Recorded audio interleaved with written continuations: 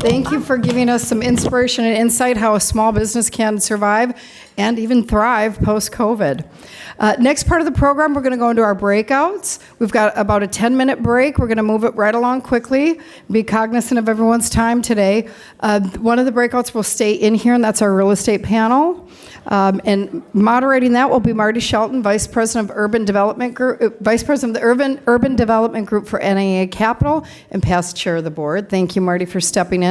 Panelists include Jeff Lasky of Hudson Pacific Properties, Michael O'Brien of Park Plus, California, and David Malmuth representing Community Culture Campus.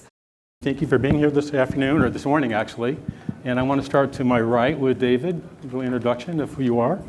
My name is David Malmuth. I'm project executive on Community Culture Campus. I also have my own development company, and I've been doing development for nearly 40 years. Have a bit of history in Hollywood. Did Hollywood and Highland with Jack Ellis here.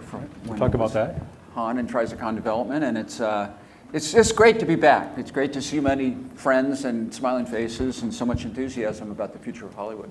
Great. And Jeff? Jeff Laskin with Hudson Pacific Properties. I oversee leasing for us, Southern California, inclusive of our Sunset Gower, Sunset Bronson, and Sunset Las Palmas properties, the office portions of those properties, which are part of our studio portfolio at this point.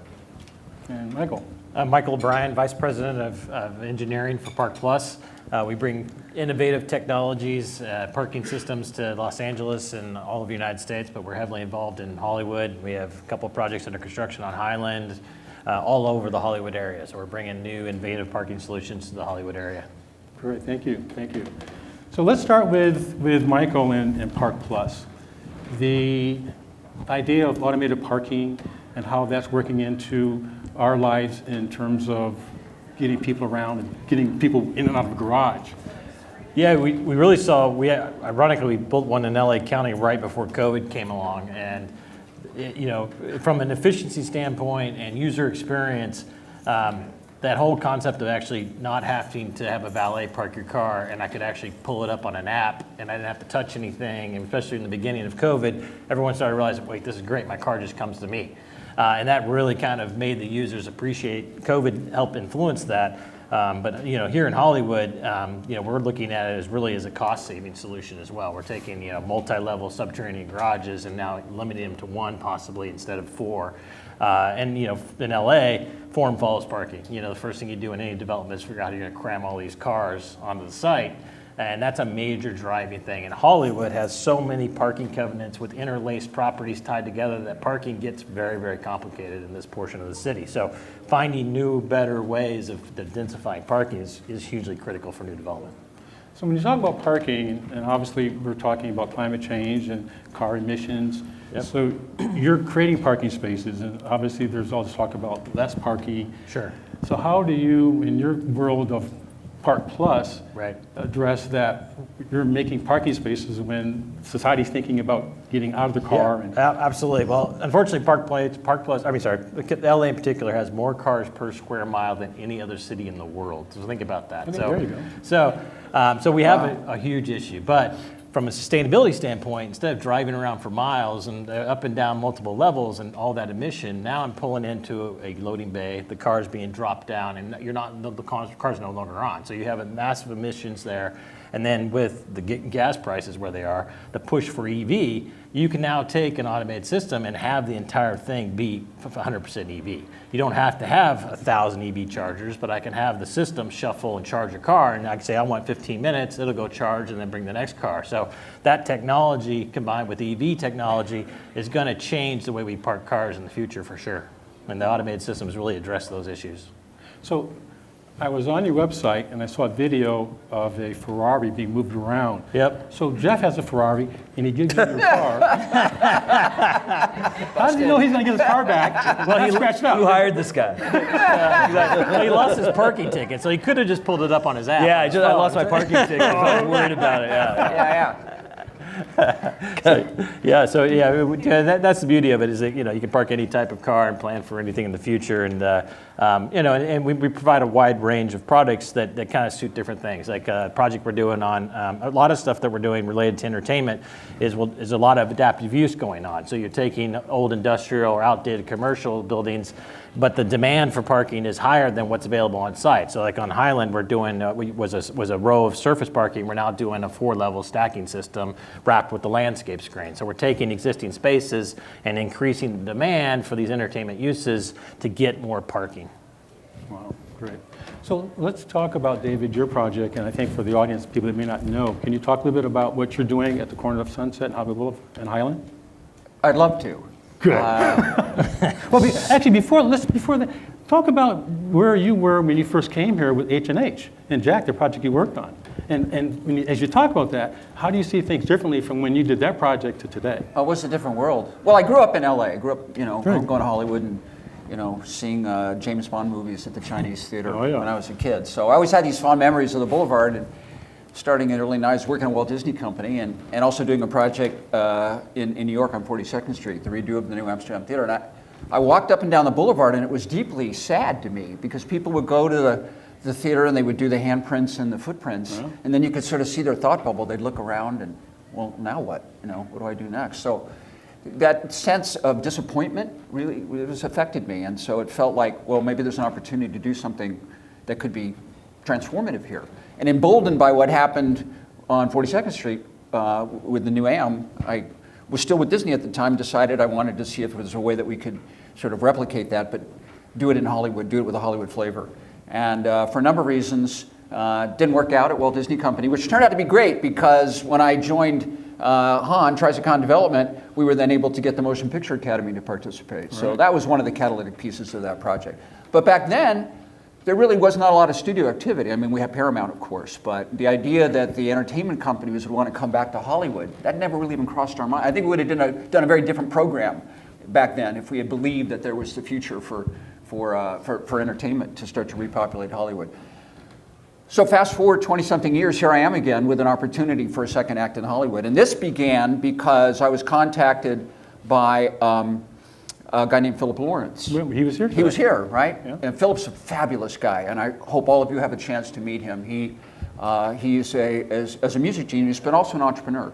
He was Bruno Mars's partner for 10 years, wrote all of Bruno's music and won 8 Grammys, and then a couple years ago decided that he wanted to shift direction, so he sold his music catalog and created a whole series of entertainment verticals, all under the banner of community culture, CMNTY.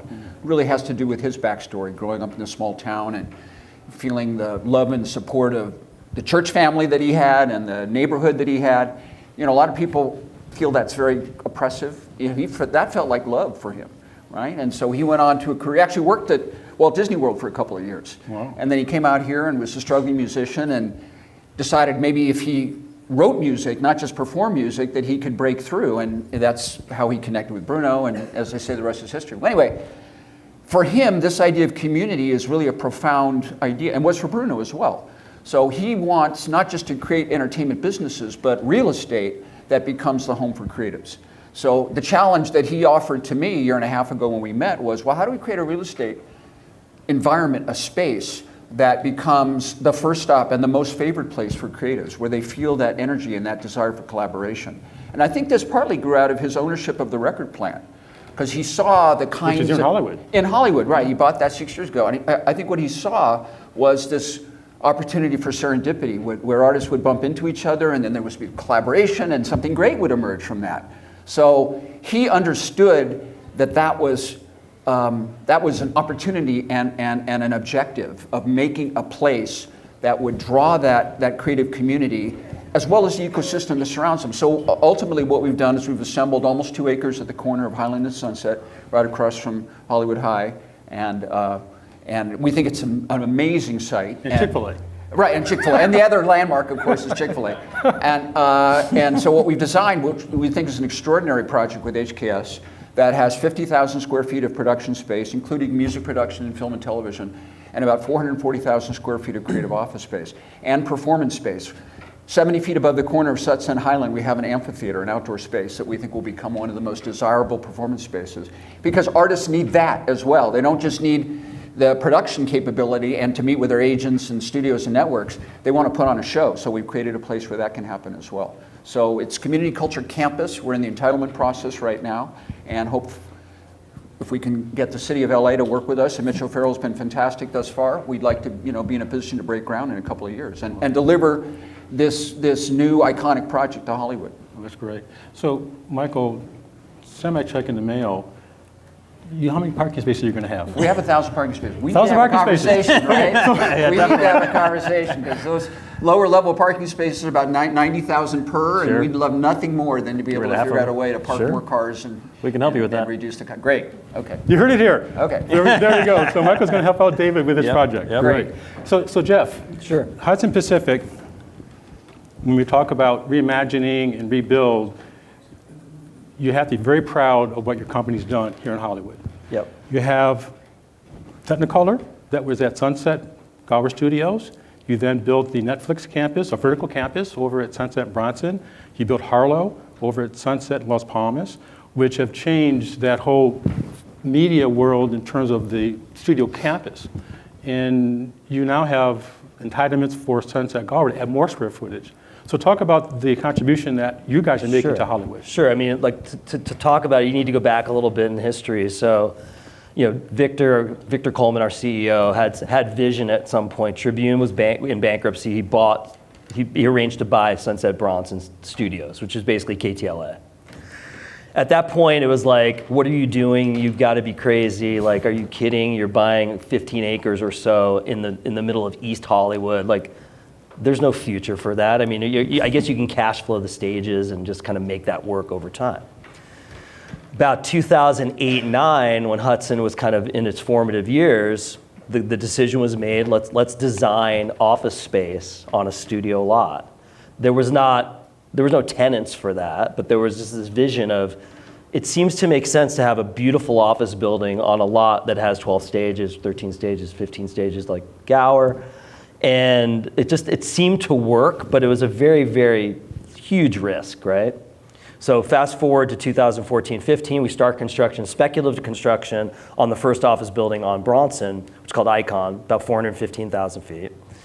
And Netflix, at the time, Netflix was still kind of sending DVDs in the mail. They were headquartered up in Northern California. There was really no need for it other than they had a small office in Beverly Hills at Maple Plaza. They show up, we start talking to them about our building, about the lot. At that point, they had no vision of kind of producing everything on site. They were not really a big content provider yet, but they were definitely ramping up to do that. They ultimately end up taking half the building. The second half of the building, we build another building on the site called Q, about another 90,000 feet. And then we go speculative across the street on Epic, which they inevitably took for about another 335,000 feet. They took Academy on Vine, all within a 2 to 3 year window. So they had this voracious appetite and obviously a commitment to growing their business. And to kind of back on what Ted was saying, them locating in the Hollywood market obviously created a market for Hollywood office, high-end Hollywood office space. Then the model of, as Ted alluded to, taking stages on a long-term basis, that really was never seen in the studio business. Right. Shows would come in, 6-month deals, move out, move another show in, move out. And like our studio teams all here from Sunset Studios, the management of that, the operation of that is just an incredible feat and it's an incredible task. Now you're marrying trophy Class A office space with stages and all the operations to run stages. It took a while for us to kind of understand the business and understand how to operate that business, because Netflix has an incredible amount of demands as one of our largest tenants in Los Angeles in our whole portfolio. But at the same time, this partnership has grown with them where we're kind of in symbiosis with each other, right? Like whatever they need, we need. Whatever we need, they need. Obviously, there's conflicts along the way because they're just such a high demand user. But it's created this, and again, Bardis has kind of followed along, Artisan. There's been a number of developers now that are like, wait, office buildings on a studio lot, that could work, And obviously, it's a lot of risk on the front end, and it's proved itself out. And so I think there's a lot of people following in that footstep. What I think people don't really understand, and our studio team can attest to it, the studio business is not a real estate business per se. It's really an operating business. And with lighting, grip, and these flexible schedules and dark days and all of these terms that are strictly focused on studios, but at the same time, you're managing a large-scale office development on the same site, right? So it creates all these complications. And again, a lot of people, a lot of developers now, and studio seems to be the flavor of the day for development. A lot of people are trying to get into the studio business and the stage business. And I just feel like, it's a much more difficult path than I think people realize. You don't just put up, 34-foot clear, 18,000 square foot box and you have a studio. There's a lot that goes into it, managing it, et cetera. So, to back up again with Netflix, they committed to significant space for us for a long-term basis, and then changed the studio model by committing to long-term stages. So their commitment in Hollywood, and back to kind of bringing it back to Hollywood specific, their commitment to Hollywood has driven an incredible renaissance of this community, and it's really a testament to them. And coming out of COVID, obviously we're all concerned. We're all thinking about back to office and who's going to come back to office. Netflix, Google, based on what we do, and we research this pretty heavily because it drives our business. How are people going to be coming back to the office? They're starting to realize they had a hybrid workforce before COVID. But to be in the office, to be in the culture, to be in the community, to be around your colleagues, it's incredibly important to build a company and to maintain a company and to have kind of vision for the future. So they're heavily pushing the back to the office concept. How that shakes out, I'm not really sure. That's definitely a topic all of us are talking about. Is it 3 days a week? Is it hybrid? Is it more flexible schedules? But in our world of office space and kind of understanding the office markets, we're definitely starting to see that high-level executives and employers are starting to understand the value of people being in their offices. Netflix is a great example because they have so many meetings, they have so many teams.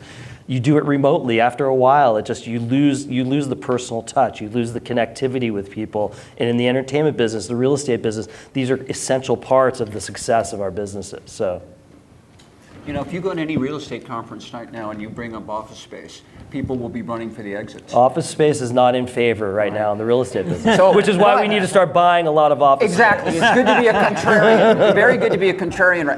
Except you can't finance it. But right, whatever. but not across the board. I think it's really specific to certain kinds of industries where collaboration matters, right? Matters. And the entertainment business is one of those businesses but you guys understood. I mean, we're inspired by what you're doing. You understand it's not any kind of space. It's a very specific kind of space you have to create that enables that sort of collaboration to happen, right? Yes. Because it's going to be the great space that's going to draw people back, because they're going to see that there's value in meeting with their coworkers in this really cool environment, indoor-outdoor environment, highly amenitized, walkable, all of those things. And the guys that are doing the B and C space, they're going to be looking around wondering what the hell happened. 100%. I mean, I see some of my colleagues here, the guys from Artists.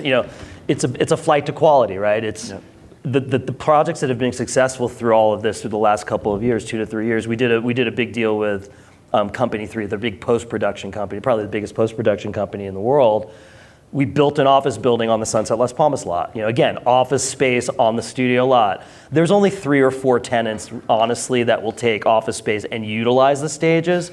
But for them, being adjacent to the stages and adjacent to the companies that produce content, that they edit ultimately, that they colorize, that they add music to, it was incredibly important to them to have that adjacency. So, again, the flight to quality. You build really good projects and they'll lease, but outside spaces, and make it a place where people want to come to work. We also, another Hudson project, we bought the old West Side Pavilion and converted it, and Google leased the whole thing. So this was pre-COVID. During COVID, they were planning for about 2/3 occupancy. They were going to leave 1/3 of it and just try to figure out who was going to move in there. Obviously, Google's mammoth.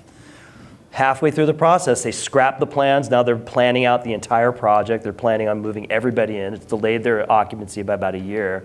But they're like, we have to have everyone back at some level, back in the office, collaborating. The teams have to get together. We'll offer food, we'll offer dry cleaning, we'll offer whatever they need. But most importantly, we'll offer amazing space that people are excited to come to, and are really pumped up about getting, because it's really the younger workers that have suffered through this, getting hired during COVID. You've never been in the office, right? So you don't understand what that dynamic is, right? Being with your colleagues, being with senior people who can guide you along and mentor you and help you, grow in your careers.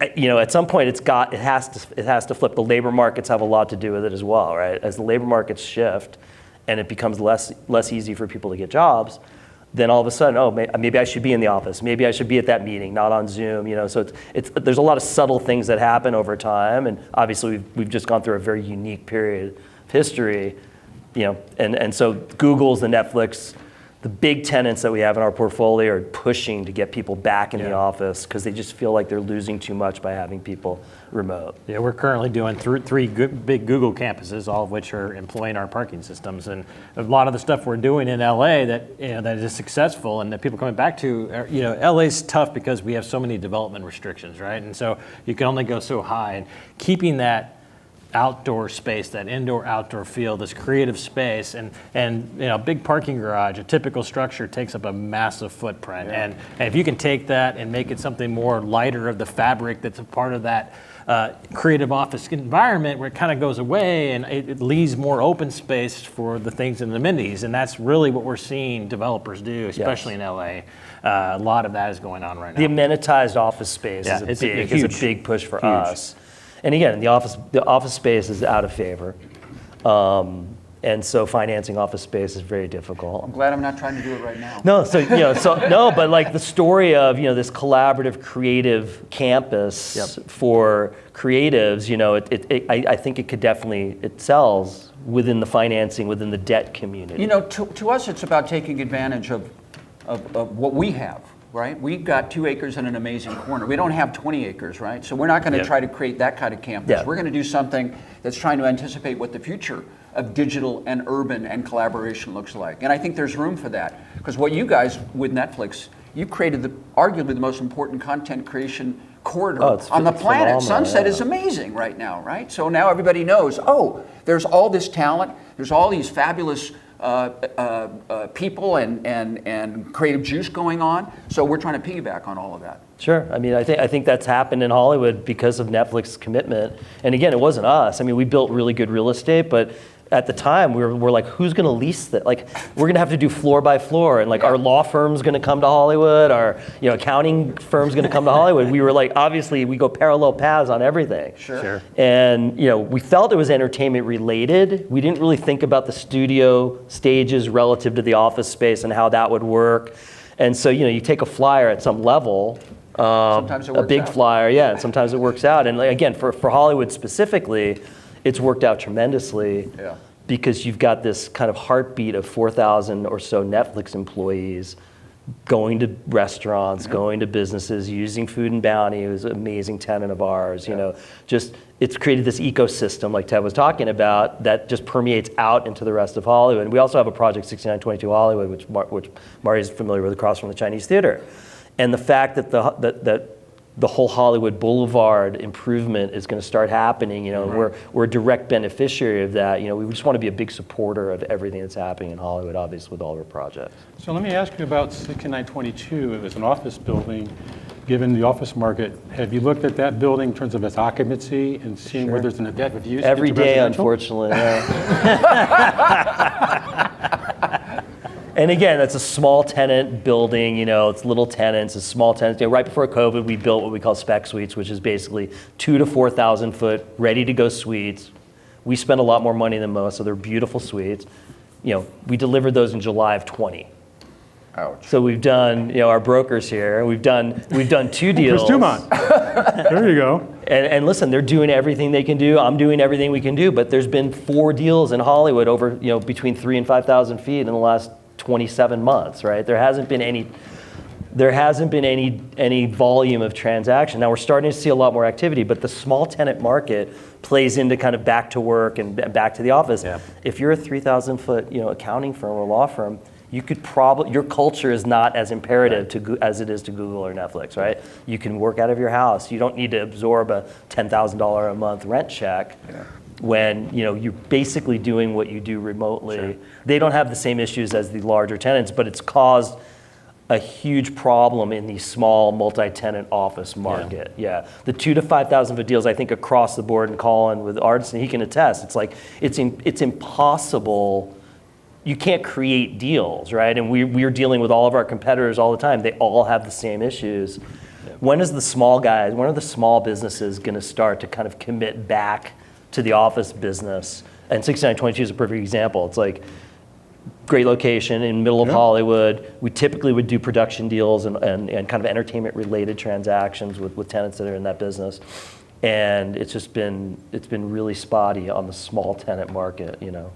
Well, that's going to be a challenge. But It's challenging. David, for you, this is happening in real time, and when you come along with your project as you're going through your entitlements, working on that, you're going to see how your project's going to come together based on all the experiences and what's been happening over the last few years. Yeah, well, we're very confident that there will be a major entertainment company that wants to have their brand located at our corner. And we've had some very interesting conversations, but it's early days, right? And I think what we're hearing from our CB team and Jeff Pine is we need to have a little bit more certainty about delivery dates before we're going to start getting people really stepping up. But we have an irreplaceable location, we have a fabulous building, and we think we're going to create a culture within that building that that does become very special, and it's something that you know, that the right company wants to have their name and their brand associated with. So when this building gets built, Yeah. you've got Bruno Mars's in your universe. Right. So you have an audience of people here. So can we get tickets? Can we get? Are we going to get a Bruno showing up at Hollywood? I'll talk with you about that later. There we But go, there we go, there we go. I just want to say something about another kind of element that we think is important. You're just talking about Bruno, and you know, Philip's talked about this, the change in the way that talent now engages with audience is profoundly different than 30 or 40, 50 years ago, because talent is so much more in control of their own destiny, their own brand, their own product. So what physical form should a building take in order to enable, to reinforce that, right? How do you create something that feels more connected and more permeable? Where talent can feel like they can have an honest interaction with their audiences. How can audiences feel like they're participating in the creativity? And I don't want to give away all of our secrets, but we're creating a project where we think those kinds of ideas are going to be embedded. And that's going to become another draw for creatives and for the studios that work with those creatives. That's why they're going to want to be there. Yeah, because the interesting part of that is you want to cater to that creative mindset, but the creatives don't pay the bills, right? And so you've got the studios and or whoever's financing them having to be responsible for these, you know, incredibly large obligations. And so when we build, we try to build as much as we can that we think has residual value. You know, these guys move out, we can reuse it in 3 years. You know, our writers' bungalows, our production office space, we don't have to put a lot of capital in because we kind of know what those people want. But when it comes to office space, it's a big risk to build out a bunch of office space or a bunch of production space or a bunch of studio space without kind of agreeing that at some point you're going to have to rip it out and rebuild it and rip it out and rebuild it because it's so specific use. It's so true, right? It's very idiosyncratic to the various different correct. Yeah. Like whatever you think they want, they don't want, and then whatever you think they don't want, they want. Oh, well, then it changes. And it's always $200 a foot, so it doesn't even matter. Yeah. Like literally, it's just like and so you almost want to deliver a shell, you almost want to deliver a box. Right. But then no one has really, as creative as the people are, they don't have vision. They can't really see like, oh, I don't really see like how my office would be. I don't really see how this would work out. And like, where's the recording studio? And where's my private bathroom? And like, They're like, super creative in 2 dimensions. Yeah, exactly. It's not a 3-dimensional vision, right? Right. So how are we doing on time? Make it 1 minute. And Kaylee? I wanted to hear a little bit more about Park Plus, how they're kind of transitioning post-COVID now that there's now cars are coming back, but for a while there was no cars on the road. Yeah, so we did build a lot. We finished a lot of projects. We built about 100 projects before COVID, and then they kind of went dark. So maintenance, all of a sudden everyone wants a maintenance contract like right now. But we Apple Beats campus, they didn't use it for for several years, and then instantly wanted to fill it all back up. So we are seeing everyone coming back. All of our tenants are saying, "Hey, we want to see more." And you know, the big change that like I mentioned before is now EV has become a huge thing, right? So we're all going out and buying EV. So we're doing a lot of EV retrofit. All projects are looking at more and more EV. Another big thing we're seeing developers doing particularly is we're starting to design projects differently. So one of the benefits of some of our systems is you get flat decks instead of sloping floors. And so the demand for parking today is very different for the future. So a lot of our developers are looking at develops in Hollywood and LA, where I'm going to take a higher volume space and knowing there's going to be parking today and put a system in there, but we're planning that system so that I can take out, say, a VRC for an automated parking garage and turn that into a creative office space or some other use. So parking is being looked at differently, and our systems allow a much more economical solution to fill that void, is really more looking at it as a piece of equipment instead of as a fixed building, allows that building to then adapt for other uses. And a lot of our tenants are saying, okay, I might put a theater down there in 2 years from now as I expand my office space, and people maybe get back to using mass transit again. People are still wanting to drive their car because of COVID. Not everyone's really wanting to get on the bus or train like they did before COVID. So we're still at even higher demand for parking post-COVID than there was pre-COVID now. So That's great. I want to thank you, gentlemen, for this discussion this morning. How'd this go? Do you guys have a good time? Thanks, guys. Jeff? Nice to finally meet you. Michael? gentlemen, appreciate it. Marty, Want to always chat? good to see you, sir. Want to help Good. see how we help Thank you you. out with your project? Great, terrific.